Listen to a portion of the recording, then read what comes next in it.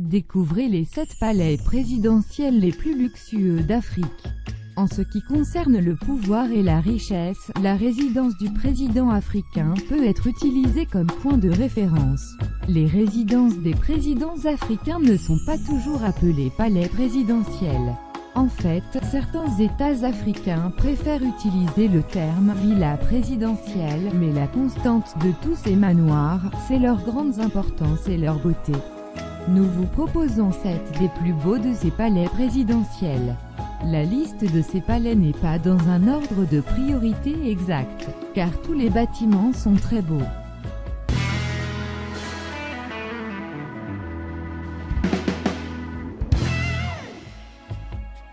Le palais de l'Unité est le nom de la résidence du chef de l'État du Cameroun. Situé à Yaoundé, il abrite également la plupart des services liés à la présidence de la République et du secrétariat général. L'actuel résident du palais de l'Unité est Paul Biya, président du Cameroun depuis le 6 novembre 1982. Le palais de l'Unité est une œuvre issue de l'alliage de l'art baroque et oriental.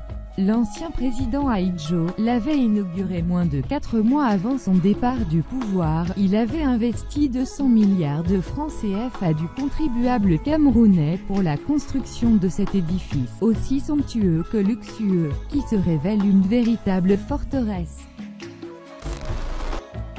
Construit durant le régime Ratsiraka, le palais Diavoloa est la résidence officielle du président de Madagascar.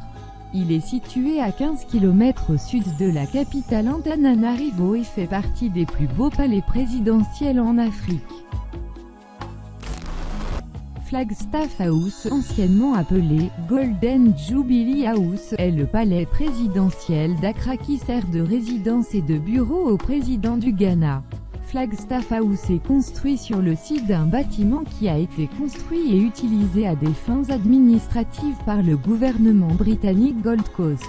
Le budget initial pour la reconstruction de 30 millions de dollars a été un prêt du gouvernement indien.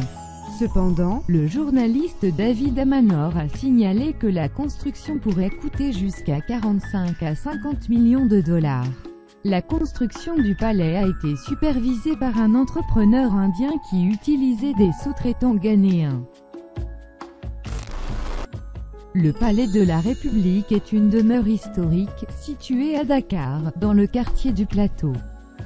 Après avoir été la résidence officielle du gouverneur général de l'AOF, c'est aujourd'hui celle du chef de l'État sénégalais. La construction du palais dans son premier état ordonné en 1902 par Gaston Doumergue, à l'époque ministre des colonies, visait à loger dans la capitale le gouverneur général de l'Afrique occidentale française qui résidait alors à Saint-Louis. L'architecte est Henri de Glane. Après 5 années de travaux, ce bâtiment de facture néoclassique surmonté d'une tour inspirée du Trocadéro de Paris, est inauguré le 28 juin 1907 comme palais du gouvernement général. La maison de l'État de la République de Namibie est la capitale administrative de la Namibie, ainsi que la résidence officielle du président. Situé dans la banlieue de Windhoek, décrit comme une forteresse par la plupart des critiques, ce bâtiment couvre environ 25 hectares de terrain bordé par une longue clôture en acier.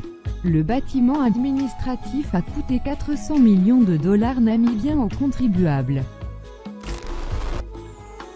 Les bâtiments de l'Union ont été construits entre 1909 et 1913 sur les plans de l'architecte Herbert Baker pour donner un siège de gouvernement à l'Union de l'Afrique du Sud. Si le terme Union fait référence à l'Union de l'Afrique du Sud, il symbolise également la paix et l'union entre les deux populations blanches dominantes, les Afrikaners et les Anglo-Sud-Africains, divisés par la Seconde Guerre des Boers.